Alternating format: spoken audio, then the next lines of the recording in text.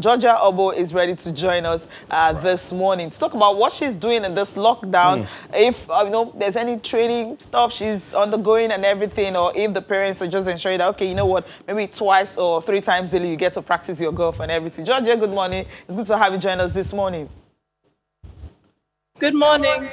Nice to be on the show. How are you doing?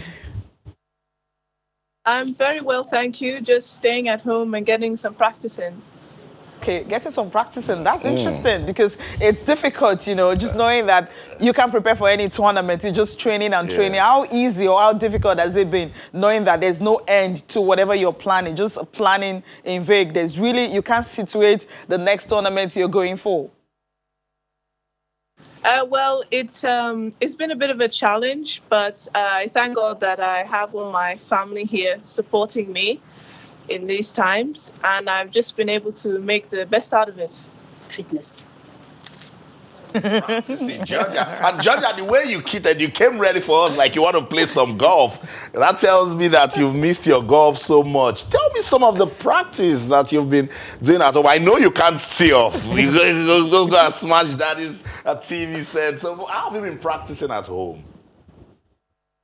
Well, I've been doing some running just around my house 3 times a week. And then I exercise normally inside the house another 3 times a week. And then I have a big practice net that I'm using to do my full swing. After about a week, I already tore a hole, so it now has its own blanket. And I'm doing chipping in the garden. Chipping in the garden, bunker. We have some sand, so I'm doing bunker in the garden. I have some mats, so I'm doing all my shots, high shots in the garden. So we thank God that I have all these training aids in the house. That's really interesting having those training kits in the house. I mean, when those things you kind of, scattered and all that, what was the reaction from your parents at that time? Well, we were planning to already take 2 weeks off initially just to rest before I was going to do any swinging again. So once those 2 weeks were about to expire, that's when we started bringing out all the different training aids in our garage. And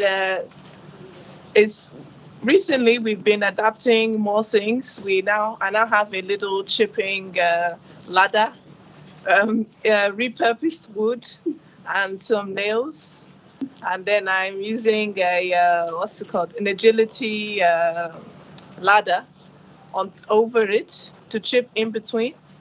So my father, he's an architect and he's always building and repurposing things. So it wasn't too difficult. Interesting. Now, for you, quickly, I mean, when this year started, obviously you had dreams. I mean, you planned your year the way it was going to be. But then from March, I mean, everything just disrupted. So what are you looking forward to? How are you going to kind of rearrange your calendar? And how do you intend to, spend the rest of the year? Well, the only thing I know for certainty is that once we get back, it's going to be a very intense stretch coming into Christmas. So the main thing is to perform as well as I can in my next tournament. That will definitely help set up the remainder of the year.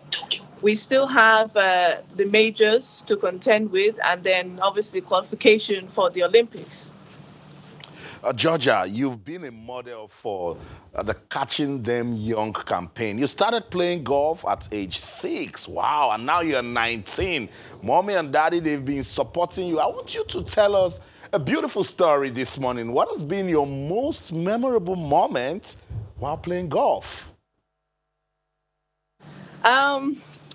Most memorable moment while playing golf, I think that will be when I won in Côte d'Ivoire in my first event as a professional golfer. And I was coming into the last hole with a lead. So it was a par 5. So I knew that I needed to make a par or better. So I set my drive up well. And then I hit a very close approach shot, setting up a birdie putt for the win. And I think the main thing I remember from that is that I just told myself to take a line and commit to it. There was no point fussing about what was going to happen next. And by the grace of God, the ball entered and I won. Beautiful. What sort of experience was it for you when you played at the ladies' tour? You were so close to qualifying. I think it was the British Open. What sort of experience was that for you, Georgia? It was a great experience. It's one of the few tournaments in recent times that I've played without doing more than one practice round. So I think that just shows the level of seriousness for me that particular day to only miss out by 3 shots. Qualifying for the British Open is definitely a dream of mine, even to do this year. And it just shows that all the hard work I'm putting in is starting to pay off. Finally, before we let you go, if you can do this in 30 seconds, I mean, what advice are you going to give to people that at home, trying to trade against all odds? Stay active, stay healthy. Use the space around you as much as possible. You guys can all check out my videos on Instagram just as a way to look at things differently, and keep prayerful. Fantastic. Thank you. All right, Georgia, thank you so much for joining us this morning. But we need to go on a break now. When we come back, there's still so much more on sport this morning.